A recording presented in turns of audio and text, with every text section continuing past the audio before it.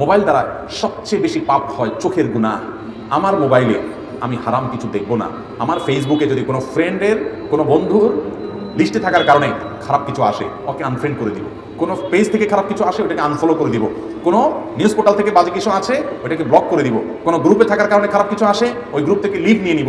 সোজা কথা আমি হারাম থেকে বাঁচার জন্য চেষ্টা করবো। কারণ আল্লাহ বলেছেন ওয়ালা তাকরাবুজ জিনা, জিনার কাছেও যেও না। যুবক ভাইরা আমার, আপনি আজকে একটা আর্টিকেল পড়বেন, খারাপ নোংরা একটা নিউজ পড়বেন, একটা মেয়েকে নিয়ে বাজেভাবে একটা নিউজ করেছে একটা বই পড়, কোনো প্রতিষ্ঠান কিংবা কোনো বড় মিডিয়া, আপনি সেটা আজকে পড়লেন। কালকে একটা ভিডিওতে একটা মেয়ের অঙ্গভঙ্গি, তার শরীরের বিভিন্ন অঙ্গ প্রত্যঙ্গ দেখলেন, হারাম মজা নিলেন। আপনি পরশু আরেকটা হয়তো ভিডিও ক্লিপ দেখলেন, অশ্লীল কিছু দেখলেন, আপনার মনটা অস্থির হবে। আপনি চোখের জেনা থেকে মনের জেনায় চলে যাবেন, আপনি অনেক জেনায় চলে যাবেন।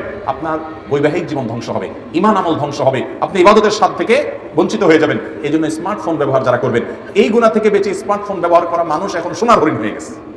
মোবাইল ফোনে হারাম কোনো কিছু দেখার ব্যাপারে আমাদের সবচেয়ে বেশি সতর্ক থাকতে হবে, সেটা দেখা থেকে আপনার বিরত থাকতে হবে। আল্লাহ তাআলা আমাদেরকে তৌফিক দান করুন।